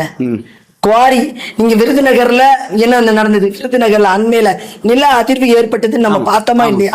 நில அதிர்வு ஏற்பட்டது. ஏன் ஏற்படுது? இந்த குவாரிகளை வெடி வச்சு பூமி தாயை நீ அழிச்சுக்கிட்டே இருந்தனா, அண்ணன் சொல்ற மாதிரி அழிச்சுக்கிட்டே இருந்தனா எப்படி அவ தாங்குவா? ஒரு கட்டத்துல அது எதிர்வினை ஆற்றும். அன்னைக்கு நம்ம யாராலையும் தாங்க முடியாது. ஒரு மண் இருக்காது இங்க. இன்னைக்கு குடிக்க தண்ணி இல்லை. இன்னைக்கு நான் சொன்னேன்ல 10 ரூபாயும் 12 ரூபாயும் குடிக்க தண்ணி வாங்கிட்டு இருக்கோம். ஆனா இவங்க எளிதா தாமிரபரணி ஆற்று தண்ணியை கொக்கோ கோலாவுக்கு பெப்சிக்கும் 10 பைசாக்கு 1 லிட்டருக்கு உறிஞ்சு வித்துட்டு இருக்காங்க. அம்மையார் ஜெயலலிதா போட்டது. அதை இன்னும் இவங்களும் ஃபாலோ பண்ணிட்டு இருக்காங்க. அப்ப குடிக்க தண்ணி இருக்காது. யாருக்கு வேலை வாய்ப்புக்கு இவங்க திட்டமே கொடுக்கல. பெண்களுக்கு 1000 சொல்லி முடிச்சிட்டாப்ல. வேற வேலையில்லா இளைஞர்களை பத்தி நான் வேலை வாய்ப்பு கொடுப்பணும் எந்த திட்டமும் சொல்லலையே. கூப்பன் 8000 ரூபாய் கூப்பன். அந்த கூப்பனுக்கு அக்கப்போர் நேற்று திருச்சியில பாவம் ஒரு பிள்ளை அந்த மாதிரி கூப்பனை வாங்குறதுக்கு கூப்பனே அவங்க கொடுக்கல. அந்த புரிதல் கூட இல்லை என் பிள்ளைகளுக்கு. அந்த மாதிரி கூப்பனை வாங்க போன ஒரு பிள்ளைய திமுக பொறுப்பாளர் கண்டமணிக்கு பேசி அந்த பொண்ணு தூக்குப்பட்டு இறந்துச்சு. பாத்துருப்பீங்களா நீங்க? இவங்க சொல்ற ஏதாவது திட்டம் சரியா இருக்கா? ஏதாவது ஒண்ணு சரியா இருக்கா? யோசிச்சு பாருங்க. 2026 சத்யாக்கா திருநெல்வேலி சட்டமன்ற உறுப்பினரா ஆனீங்கன்னா என்னெல்லாம் செய்வீங்க? தேர்தல் வாக்குறுதியாக நேரம் சொல்லுங்க. உறுதியா நான் இப்ப சொன்னதுதான். என் மக்களுக்கு 24 மணி நேரமும் தங்கு தடை இல்லாத குடிக்கிற தண்ணிய அண்ணன் சொன்ன மாதிரி இலவசமா எங்களால கொடுக்க முடியும். அதே போல மானூர் பகுதி சுற்று நான் சொன்ன நெல்லை நகர பகுதி அடுத்து மானூர் தான் மையப்பகுதி. இந்த மானூர்ல பாத்தீங்கன்னா 2016 தாலுகாவா மாறிடுச்சு. ஆனா அந்த பகுதி எந்த இடத்துலயுமே வளர்ச்சியே அடையல. அங்க ஒரு தாலுகானா அதுல நீதிமன்றம் இருக்கும். பத்திரப்பதிவு அலுவலகம் இருக்கணும், அங்க ஒரு பெண் காவல் நிலையம் இருக்கணும், ஒரு தீயணைப்பு நிலையம் இருக்கணும், பள்ளிக்கூடம் இருக்கணும், ஒரு மேல்நிலை பள்ளிக்கூடம் இருக்கணும். சரிங்களா? இது எதுவுமே கட்டமைப்பு, உள்கட்டமைப்பு அங்க கிடையாது, எந்த இதுவுமே கிடையாது. அதனால அந்த பகுதி முழுவதும் வளர்ச்சி அடையாம கிடக்கு. இதை எல்லாத்தையும் கொண்டு வருவதற்கான முயற்சியை தான் சக்தியா எடுப்பேன், செய்து காட்டுவேன். இதை எல்லாத்தையும் கொண்டு வருவேன். அதை உண்மையான தாலுகான்னு பேரளவில் இருக்காது, உண்மையான தாலுகாவாத மாற்றி காட்டுவேன். அதை தாண்டி மானூர் பெரிய குளம், அதாவது திருநெல்வேலி மாவட்டத்திலே 2 பெரிய குளம், ஒண்ணு விஜயநகரத்துல நாராயணத்துல இருக்கிறது முதல் பெரிய குளம், 2வது பெரிய குளம் இந்த மானூர் குளம். ஆனா அதுக்கு தண்ணி இன்னும் நிறைவா கிடைக்க மாட்டேங்குது. ஏன்? ஒண்ணு பெரிய பிரச்சனை இல்லை, அது நிலாவுல இல்ல, இங்க நம்ம நிலத்துல இங்கதான் இருக்கு. நிலாவுல தண்ணி இருக்கான்னு நம்ம ராக்கெட் விடுறோம், ஏவுகணையை விடுறோம், சோதனை பண்றோம், எல்லாம் செய்யறோம். அப்ப இங்க பண்ண முடியாதா? வழித்தடத்தை சரி செய்யணுங்க. அதை ஆக்கிரமிப்பு அகற்றணும், அதை ஆழப்படுத்தணும், அதை கரையை பலப்படுத்தணும், அந்த நீர்நிலையை பாதுகாக்கணும். என்ன வேணும்? நாங்க சுத்தி வாகை, தென்னை, அதை தாண்டி அண்ணன் சொன்ன மாதிரி பனை, எல்லா மரங்களையும் நட்டு அதை பராமரிப்போம். அந்த நீர்நிலையை பராமரிக்கிற பட்சத்துல அந்த சுற்றுவட்டாரத்துல 42 ஊராட்சி இருக்கு. தண்ணியில தன் நிறைவட்டையும், குடிக்கிற தண்ணியா இருந்தாலும் சரி, அதே போல பாசனத்துக்கு தேவையான தண்ணீரை நிறைவா கொடுப்போம். இதை தாண்டி நிலமும் வேலை வாய்ப்புக்காக என் மக்களுக்கு நிலமும் வளமும் சார்ந்த தொழிற்சாலைகளை எல்லா பகுதியிலும் உருவாக்கி என் மக்களுக்கு வேலை வாய்ப்பை கொடுக்க முடியும் எங்களால. இப்போ ஒண்ணுமே இல்லை, வாழை மரம் மட்டுமே எடுத்துக்கோங்க. அண்ணா அழகா காட்சிப்படுத்தினார். அன்னைக்கு வாழை விவசாயம் நம்ம ஊர்ல இருக்கா இல்லையா? இருக்கு, வாழை இருக்கு. பூ நான் சொல்றேன், அங்க என்னென்ன பகுதிகள் நான் சொல்றேன் பாருங்க. கானார்பட்டி சைட்ல நான் போனேன், இந்த கிரேந்தி பூ இருக்குல்ல, அழகா நாள்தோறும் அந்த பூ, மல்லிகைப்பூ, அவங்களோட இதே அதான் மல்லிகைப்பூ, விவசாயம் தான். கிரேந்தி பூ இது போடுறாங்க. அதை தாண்டி பாத்தீங்கன்னா பல பகுதிகள்ல வாழை, நான் நல்ல இந்த ஓடக்கரை அந்த பகுதியில பார்த்தேன், வாழை பயிர் செய்யறாங்க கிராமங்கள்ல. அப்ப அந்த வாழையில இருந்து அழகா அண்ணன் சொன்னார், வாழை நார்ல இருந்து என்னெல்லாம் தயாரிக்கிறார், சேலை தயாரிக்கலாம். அன்னைக்கு தான் நான் பார்த்தேன், அண்ணன் காட்சிப்படுத்தும் போது பாக்குறேன். வாழை நார்ல இருந்து வேட்டி தயாரிக்கிறாங்க, சேலை தயாரிக்கிறாங்க, வாழை நார் பட்டு தயாரிக்கிற நிறுவனத்தை அங்க கொண்டு வருவோம். அதை தாண்டி வாழை காயில இருந்து சிப்ஸ் தயாரிப்போம், வாழை பழத்துல இருந்து சிப்ஸ் தயாரிப்போம், வாழை இலையில இருந்து பல பொருட்களை எங்களால் தயாரிச்சு கொடுக்க முடியும் மக்களுக்கு. இந்த நிறுவனங்களை உருவாக்கி படித்தவர்கள் படிக்காதவர்கள் எல்லாருக்கும் வேலை வாய்ப்பை கொடுத்தோம். அதே போல ஒருங்கிணைந்த விவசாய பண்ணைகளை உருவாக்குறாங்க. ஆடு மாடு கோழி வளர்த்தால் அரசு பணின்னு சொல்லிட்டோம். ஒரு கோழி முட்டையோட விலை இன்னைக்கு எவ்வளவு? நாட்டு கோழி முட்டை ஒரு 16 ரூபா 17 ரூபா, எங்க ஊர்ல 20 ரூபா. அப்ப கோழி வளர்த்தா தப்பா? அரசு டாஸ்மாக் நடத்தலாம், சரிதான். ஆனா கோழி வளர்த்தா இன்னைக்கு எல்லாரும் ஏதோ பேசிட்டு இருக்காங்க. 1 கிலோ ஆட்டுக்கறியோட விலை என்ன? 900 ரூபாய் 1000 ரூபாய். அப்ப பொருளாதாரம் எங்க இருக்குது? ஆடு மாடு கோழி வளர்த்தா பொருளாதாரம் பெருகுமா பெருகாதா?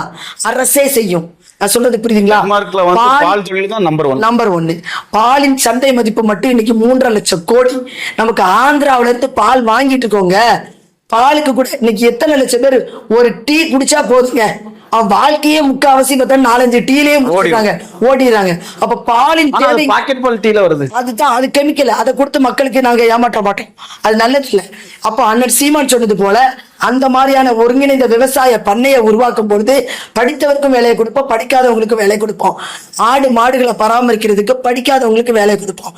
காலையில அவங்க 10 மணிக்கு வந்தா போதும், அவங்க 2 மணிக்கு அப்படியே போயிடலாம். ஆடு மாடுகளை பராமரிச்சு சரி பண்ணிட்டு போயிடலாம். அதே போல அந்த இடத்துல ஒரு நிறுவனம், இந்த பால் இருந்து மட்டுமே பால் தயிராகும், மோராகும், வெண்ணெய் எடுக்கலாம், பாலாடை கட்டி தயாரிக்கலாம். நிறைய சாப்பிடுறோம்ல நம்ம எல்லாம், பன்னீர் பட்டர் மசாலா சாப்பிடுறோம்ல, அந்த பாலாடை கட்டி அதை தாண்டி பால் கோவா தயாரிக்கிற நிறுவனத்தை நாங்க அங்க கொண்டு வருவோம். அப்போ படித்தவர்களுக்கும் அங்க வேலை வாய்ப்பை கொடுப்போம். எப்படி கொடுக்க முடியும்? நல்ல எல்லாம் இருக்கு, கணக்கெடுக்கலாம். அக்கௌண்டன்ட்ல இருந்து இத்தனை லட்சம் லிட்டர் பால் கறந்தோம்னு சொல்லி கணக்கெடுக்கணும்ல. அப்ப அக்கௌண்டன்ட் பிகாம் படிச்ச பிள்ளைகள் எல்லாருக்கும் வேலை வாய்ப்பு வந்துடும். அதை கம்ப்யூட்டர்ல ஏற்றும் போது கணினி பொருளியாளருக்கு வேலை வரும், தெரியுதா? கால்நடை மருத்துவருக்கும் அங்க வேலை வாய்ப்பு வரும். அப்போ இங்க நம்ம இருக்கிற இடத்துல எல்லாருக்கும் வேலை வாய்ப்பு கிடைக்கும். அப்போ ஒரு நாளைக்கு 1000-2000ங்கிறது தன்னிறைவு கிடையாது. ஒரு மாசத்துக்கு என் பிள்ளைகள் படித்த இளைஞர்கள் 50,000 முதல் 60,000 சம்பாதிக்கிற நிலைமையை நாங்க கொண்டு வருவோம். அப்ப எது சரியான திட்டம்? என் மக்கள் சிந்திச்சு பார்ப்பாங்க. இதே போல பனை எடுத்துக்கோங்க. பனை அதை விட இது கண்டிப்பா அடியில இருந்து மேல வரைக்கும் எல்லாமே பயன்படுற ஒண்ணு. கண்டிப்பா பனை ஓலையில பற்றி பாயி, அதே போல பனங்கிழங்குல இருந்து அல்வா தயாரிக்கலாம், நொங்கு, பதநீர் எல்லாமே உடம்புக்கு நல்லது. அந்த தொழிலை நாங்க மேம்படுத்தி கொண்டு வருவோம். கருப்பட்டி இன்னைக்கு வெள்ளைச்சீனியை தின்னுதான் நம்ம சுகர் வந்து கிடக்குறோம். என்னைக்கு மாட்டோமா? அண்ணன் சீமான் சொன்னது போல அண்ணன் அழகா சொல்லுவாங்க, ரேஷன் கடையில கருப்பட்டி கொடுப்பேன் நான். கருப்பட்டியை மாற்ற கொண்டு வருவோம், சீனிக்கு மாற்ற கருப்பட்டி கொண்டு வருவோம். அப்ப பனை தொழிலும் மேம்படும். இந்த மாதிரி பல சிறந்த திட்டங்களை வச்சு என் மக்களுக்கு வேலை வாய்ப்பு கொடுத்து அவர்களோட வாழ்க்கை தரத்தை உயர்த்துவதுதான் எங்களோட இலக்கு. ஊதோறு பள்ளிக்கூடங்களை கட்டி கொடுப்பேன். எது இருக்கோ இல்லையோ ஒவ்வொரு ஊராட்சியும் சுகாதார நிலையம் கண்டிப்பா இருக்கும். என் மக்கள் மேலுக்கு ஒண்ணுண்டா உடம்பு முடியலன்னா எங்கேயும் அலையக்கூடாது. சுகாதார நிலையத்துல சிறப்பாக 2 மருத்துவர்களை போட்டு இலவசமான மருத்துவத்தை ஒருத்தர் மாதிரி ஒருத்தர் இருக்கணும். மருத்துவத்தை என் மக்களுக்கு கொடுப்போம். நூலகங்களை ஏற்படுத்தி கொடுப்பேன். எல்லா கிராமந்தோறும் படிக்கணும். என் பிள்ளை குடிக்க கூடாது. படிக்கிறதுக்கு என்ன தேவையோ அதை நாங்க செய்து கொடுப்போம். அடுத்து என் பிள்ளை போன் விளையாண்டுட்டு இருக்கு, போற இடம்லாம் பார்த்தா போனை வச்சு விளையாண்டுட்டு இருக்கு. அப்ப சரியான விளையாட்டு அரங்கங்களை ஊர்தோறும் உண்டாக்கி கொடுப்போம். சும்மா இவங்களை போல இண்டோர் ஸ்டேடியம் போட்டுட்டு அதுல ஒண்ணுமே இல்லாம இருக்காது. அத்தனை உபகரணங்களையும் கொண்டு வந்து சிறந்த ஸ்டேடியங்களை கட்டி கொடுப்போம் நாங்க. இதே போல பள்ளிகள்ல பாருங்க, அரசு பள்ளிகள் உள்கட்டமைப்பு ரொம்ப மோசமா இருக்கு. சரிங்களா? அதோட தரத்தை நாங்க உயர்த்துவோம்.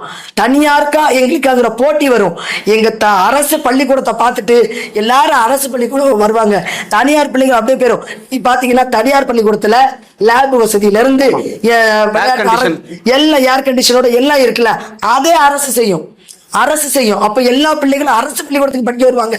தனியார் பள்ளிக்கூடம் தன்னால காலியாகும். அந்த நிலைமையை நாங்க உருவாக்குவோம். தொடர்ச்சியாக பாத்தீங்கன்னா தமிழக வெற்றி கழகத்தின் தலைமை விஜய் அவர்களை வந்து நாம் தமிழர் கட்சியின் தலைமையா இருக்கட்டும், நீங்கள் உட்பட எல்லாருமே பயங்கரமா நீங்க வந்து எதிர்த்து தாக்கிட்டு இருக்கீங்க. ஒருவேளை 2026 தேர்தலில் உங்களை விட ஓட்டு சதவீதத்தில் அவங்க அதிகமா வாங்கிட்டா எப்படி நீங்க இதுக்கப்புறம் நீங்க அவரை எதிர்கொள்ள முடியும்? அண்ணன் சாட்டை திருமணா இருக்கட்டும், நாம் தமிழர் கட்சியின் தலைமை ஒருங்கிணைப்பாளர் சீமானா இருக்கட்டும், சத்யாக்காவா இருக்கட்டும், ஒருத்தவங்க பயங்கரமா தாக்கும் போது அவங்க நம்மளோட முன்னாடி போயிட்டாங்க ரேஸ்ல, அப்படின்னா திருப்பி அவங்க எப்படி நம்ம எதிர்கொள்ள முடியும்? இந்த கேள்வி சத்தியமான சொல்றேன், ரொம்ப அறிவிருக்கிறேன். எங்களை அவங்க கூட ஒப்பிடவே கூடாது. நீங்க இதுவரை ஒரு தடவை தேர்தல்னு ஒண்ணு அவங்க சந்திச்சிருக்கிறாரா? சிந்திச்சு பாருங்க. 2016 சொல்லுவாங்க, ஃபர்ஸ்ட் டைம் அவங்க இப்பதான் வராங்க. நீங்க கட்சி ஆரம்பிச்சு 2 வருஷம் ஆச்சு. முதல் தேர்தல் ஈரோடு இடைத்தேர்தல் வருது. தைரியமான ஆள்லாம் அந்த தேர்தலை நின்றுக்கணுமா வேண்டாமா? பாராளுமன்ற தேர்தலையும் அவங்க தவிர்த்துட்டாங்க, ஈரோடு இடைத்தேர்தலை தவிர்த்துட்டாங்க. எந்த இடைத்தேர்தலையும் நாங்க தவிர்த்தது கிடையாது. அவங்க என்ன சொல்றாங்கன்னா, இதே கேள்வி அவங்ககிட்ட வைக்கும் போது அவங்க என்ன சொல்றாங்கன்னா, நாங்க 2026 சட்டமன்ற தேர்தலுக்கு நாங்க வந்து அவங்க வந்து ஆயத்தப்படுத்திட்டு இருந்தேன்னு சொல்றாங்க. சரி, அவங்க ஆயத்தப்படுத்திட்டு இருந்தவங்களையும் எங்களையும் நீங்க ஒப்பிடக்கூடாதுன்னு நான் முதலே சொன்னேன். அவங்க இப்பதான் ஆயத்தப்படுத்துறாங்க. நாங்க எல்லாத்தையும் இப்ப பார்த்தாச்சு. 2016 முதல் களம், 19 அனைத்து இடைத்தேர்தல்கள், அப்புறம் 21, 24, இன்னைக்கு 26 வந்து நிக்கிறோம். 36 லட்சம் வாக்குகள் வாங்கி அங்கீகரிக்கப்பட்ட கட்சியா மாறிட்டோம். தனிச்சு இதை நீங்க பார்க்கணும். எந்த கட்சியாலும் முடியாது. நான் தான் பெரிய கட்சின்னு சொன்னேன் அன்னைக்கு சொன்னேன். திமுக அப்பவே கூட்டணி வச்சுதான் 1967 வந்தது. அப்ப கூட்டணியோட தான் அது உள்ள வந்துச்சு, தடிச்சு ஒண்ணு வந்துடல. அதேதான் அதிமுக நிலைமையும். அப்ப நீங்க சிந்திச்சு பார்க்கணும். அவங்களையும் எங்களையும் தயவு செய்து கம்பேர் பண்ணி பார்க்காதீங்க. அந்த கேள்வியை நான் அறிவிருக்கிறேன். தம்பியோட ஒரே விஷயம், சொல்லவே கூடாது. நீங்க 36 லட்சம் ஓட்டு வாங்கிருக்கீங்க, வரவேற்கப்பட்ட கட்சியா மாறி இருக்கோம். 36 லட்சம் பேர்ல அந்த 36 லட்சம் பேர் இருக்காங்கல்ல, ஆளுக்கு ஒரு ஓட்டு வாங்கி கொடுத்தாலே எங்க நிலைமையை சிந்திச்சு பாருங்க. இல்ல கண்டிப்பா நான் என்னோட இந்த முறை நாங்க வென்று கண்டிப்பா சட்டமன்றம் போறோம். கண்டிப்பா அது திருநெல்வேலியில சத்யாவாகிய நான் நின்னு நிற்பேன் சட்டமன்றத்துல. கண்டிப்பா எங்களோட அன்புக்குரிய அக்கா வந்து கண்டிப்பா சட்டமன்றத்துல போகணும். அதுல மிகப்பெரிய சந்தோஷம் எங்களுக்கும் கூட. என்னோட லாஸ்ட் கொஸ்டின் மீண்டும் அதே தான். நீங்க 36 லட்சம் வாக்கு வாங்கிருக்கீங்க, ரொம்ப போற்றத்தக்கது, வரவேற்கத்தக்கது, மாற்று கருத்தே கிடையாது. 2024 36 லட்சம் ஓட்டு வாங்கி நீங்க அங்கீகரிக்கப்பட்ட கட்சியா மாறி இருக்கீங்க. ஒருவேளை இந்த தேர்தலில் தமிழக வெற்றி கழகம் 40 லட்சம் ஓட்டு வாங்கிடுச்சு, இல்ல 50 லட்சம் ஓட்டு வாங்கிடுச்சுன்னா உங்களோட ரியாக்ஷன் எப்படி இருக்கும்? நாம் தமிழர் கட்சியோட தலைமை ரியாக்ஷன், சாட்டை திருமணம் ஆகட்டும், நாம் தமிழர் கட்சியின் தலைவர் சீமான் அவர்கள் ஆகட்டும், அவங்க ரியாக்ஷன் எப்படி இருக்கும் தான் என்னோட கேள்வி. சாத்தியத்தை தான் பேசணும். இது அசாத்தியம். அசாத்தியம், சத்தியம் சொல்றேன். அசாத்தியத்தை நீங்க பேசிட்டு இருக்கீங்க. கண்டிப்பா நான் என்ன வச்சுக்கோங்க, உதாரணத்துக்கு கருத்தியலா கோட்பாடா இருக்கிற கட்சி தான் நாம் தமிழர் கட்சி. நல்லா தெரிஞ்சுக்கோங்க. தமிழ் தேசிய கோட்பாடை பேசி பேசி கொண்டு வந்து கட்டமைச்ச பிறகுதான் அண்ணன் சீமான் 2016 தான் போட்டியிடுறாரு. இவங்கிட்ட பாதி பேருக்கு ஓட்டே கிடையாதுங்க. நீங்க பாக்குறீங்கல்ல, இந்த பிள்ளைகளை தாக்கணும்னு எங்களுக்கு என்ன தலையெழுத்தாங்க? ஒவ்வொரு பெண்ணும் நான் சொல்றேன், என்னோட புருஷனை விட என் புருஷனை விட விஜயை தான் பிடிக்கும். என் பிள்ளை மகன் இறந்து போயிடறான், அந்த தாய் எப்படி பதிவு செய்யறாங்க, என் மகன் இறந்தா பரவாயில்லை விஜய் இருக்காப்ல. பிள்ளை தருதலையாவே இருக்கட்டுங்க, தருதலையாவே இருக்கட்டும், மகன் செத்தா பரவாயில்லன்னு எந்த தாயாவது சொல்லுவாங்களா? எந்த தாயாவது சொல்லுவாங்களா? அவருக்கு என்ன, பொண்ணு சொல்லுது குப்பை கூட்டுறவங்க கூட 10 பொண்டாட்டி வச்சிருக்கான், அவர் எத்தனை பொண்டாட்டி வச்சா உனக்கு என்னன்னு கேக்குது. இது எப்படியாற்பட்ட ஒரு மனநிலையுடைய கூட்டத்தை அவங்க உருவாக்குறாங்க. ஏன் உருவாக்குறோம் சிந்திச்சு பாருங்க. கற்பு நெறி எவ்வளவு சிறப்பா கடைபிடித்து வாழ்ந்த சமூகம் நம் தமிழ் சமூகம், அதுல அப்படியே மாறி வந்து நிக்கிறாங்க. இப்ப இவங்க பேசுறதெல்லாம் பார்க்கும்போது உண்மையில நாளை நினைப்பேன், இவங்களுக்காகவே ஒரு மனநல காப்பக மையத்தை உருவாக்குவாங்க, நாம் தமிழர் அரசு உருவாக்கும். அதுல கொண்டு போய் சத்தியமா சொல்லுங்க, இப்படி சொல்றேன்னு நினைக்காதீங்க, ஒரு உண்மையிலே கவுன்சிலிங் கொடுக்கணுங்க. மனநலம் பாதிக்கப்பட்டு போய் திரியுதுங்க அவ்வளவும். தமிழர் கட்சி கழகமா? ஆமாங்க, நான் சொல்றது புரியலையா? ஒருத்தர் சொல்றான், நான் இவர் கல்யாணம் முடிச்சிருக்கலாம் போல இருக்கே எனக்குன்றான் ஒரு பையன். என்னங்க மனநிலை இதெல்லாம்? யாராவது அப்படி சொல்லுவாங்களா? ஒரு அரசியல் தலைவரை பார்த்தா மரியாதையா வணக்கம் சொல்லுவோம், முத்தம் கொடுத்துட்டே திரிவாங்களாங்க. அவரை எனக்கு முத்தம் கொடுக்கணும்னு ஆசையா இருக்குன்னு யாராட்டும் சொல்லுவாங்களா? சிந்திச்சு பாருங்க. அவர் மரியாதை வரணும். அந்த தலைவரை பார்த்தா, எங்க அண்ணனை பார்த்தா கையெடுத்து கும்பிடுவோம், புரட்சி வணக்கம் அண்ணன் அப்படிங்கிற எண்ணம் வரும். நான் சொல்றேன் தெரியுதா? எந்த இடத்துல அண்ணன்னு சொல்லிக்கிட்டு அந்த புள்ள நான் அவருக்கு பொண்டாட்டியா வேணாலும் இருப்பேங்குது. அப்ப என்ன மாதிரியான ஒரு மனநிலை கூட்டத்தை அவர் உருவாக்குறாரு? ஏன் நாங்க திரும்ப திரும்ப அவங்கள அடிக்கிறோம்? நீங்க கேக்குறீங்க, அவங்க 40 லட்சத்துக்கு நான் கிடையாதான்னு சொன்ன ஓட்டஸே கிடையாதுங்க. படம் நாங்க ஒரு அம்மா சொல்றா, என் பிள்ளை ஐசியூல இருக்கு, நான் இவரை பார்க்க வந்தேன்றா. பிள்ளை ஐசியூல இருக்கல, இவரை பார்க்க யாராவது வருவானா? யோசிச்சு பாருங்க. எதுவும் அவர் திரையில நடிகருங்க, அவர் திரையில வேணா டாக்டரா நடிக்க முடியும், நேர்ல கொண்டு போய் யாராவது அவர்கிட்ட மருத்துவம் பார்த்துக்க முடியுமா? அப்படிப்பட்ட மனிதர் தான் அவரு, அவ்வளவுதான். ஆனா எப்படி ஒரு கூட்டத்தை அந்த கூட்டத்தை வாக்கா மாத்தணும்னு நினைக்கிறது எவ்வளவு பெரிய மடத்தனம். நான் சொல்றேன், அவர்களை கற்பிச்சிருக்கணும், அரசியல் கற்பிக்கணும். எங்க அண்ணன் மாதிரி எங்களுக்கு கற்பிச்சுட்டாரு அரசியல். நான் என்ன, எனக்கு நான் அதான் உங்ககிட்ட முதல்ல சொன்ன, குடும்ப தலைவியா இருந்த என்ன இன்னைக்கு அரசியல் ஆளுமையா, ஆளுமை நாங்க திருநெல்வேலியில ஆளுமையா என்ன உருவாக்கி இருக்காரு. எத்தனை போராட்டங்களை நான் சந்திச்சிருக்கேன் தெரியுமா? 4 மதுக்கடைகளை போராடி நம்ம திருநெல்வேலி சட்டமன்ற தொகுதியில மட்டுமே மூடி இருக்கோம். ரஸ்தால, பேட்டையில, பல ஊர்ல, ராமியம்பட்டியில ஒரு அம்மா சொல்லுது என்கிட்ட, நீங்க அதுதான் எனக்கு மனம் வலிக்கும் ரொம்ப. அந்த அம்மா சொல்லுது என்கிட்ட பேசும்போது, எங்களுக்கு ஒதுங்க இடம் கிடையாதுங்க. அப்ப ஆமா போகிறதுக்கு இடம் கிடையாது. அந்த இடத்துல இவங்க டாஸ்மாக் கடையை வச்சா நான் என்ன செய்வேன்? இதுல எதையாவது பத்தி இந்த விஜய், நீ சொன்ன இந்த விஜய் கட்சி ஆளுகளுக்கு யாருக்காவது தெரியுமா ராமியம்பட்டியில மதுக்கடை வரப்போகுது, அதுக்கு ஒரு போராட்டம் பண்ணணும் ஏதாவது தெரியுமா? கட்டப்புலி தெரியுமா? இந்த விஜய் கட்சி வேட்பாளர் இருக்காருல்ல RS முருகன், நீங்க சொல்றீங்கல்ல, முதல்ல எங்க இருந்தாப்ல? ஐயா அதிமுக இருந்தாப்ல. எதுக்கு? கான்ட்ராக்ட் எடுக்கணும், அதுக்காகவே இருந்தாரு. அடுத்து இங்க வந்தாரு, திமுக வந்தாரு, கான்ட்ராக்ட் எடுக்கணும். கான்ட்ராக்ட் வாங்குறது மட்டும் தான் இலக்கம் இருக்கு. பார்த்தாரு, சீட்டு கேட்டாரு திமுக போய். ஏன்னா எல்லா இவ்வளவு நாளும் கான்ட்ராக்ட் வாங்கி பெரும் முதலாளி ஆயிட்டாரு. இனி நான் எதுக்கு ஒரு தட்டியா கேட்டிருப்பானே, நம்மளே MLA ஆயிடலாம் அப்படிங்கிற எண்ணத்துல போய் சீட்டு கேட்கிறாரு. புரியுதா? அங்க மறுக்கப்படுது. உடனே காலங்கத்தால தாவக்கையில சீட்டு கொடுக்குறாங்க. அப்ப இவருக்கு கட்டப்புலி தெரியுமா? கட்டப்புலி தெரிய வாய்ப்பு இருக்கா? கட்டப்புலிங்கிற ஊர்ல பேருந்து கிடையாதுங்க, பேருந்து கிடையாது. குத்தாலப்பேரிக்கிற ஊருக்கு பேருந்து கிடையாது. லட்சுமியாபுரத்துக்கு பேருந்து கிடையாது. சுப்பையாபுரத்துக்கு பேருந்து கிடையாது. சித்தன் நகருக்கு பேருந்து கிடையாதுங்க. இந்த அரசாங்கம் பெண்களுக்கு இலவச பேருந்து கொடுத்தேன்றது சொல்லுதா இல்லையா? அந்த பெண்கள்கிட்ட நான் கேட்பேன், பேருந்தே எனக்கு இல்லையே, பஸ்ஸே இல்லையே, நான் எதுல ஏறி போவேன்னு என்கிட்ட கேட்டாங்க.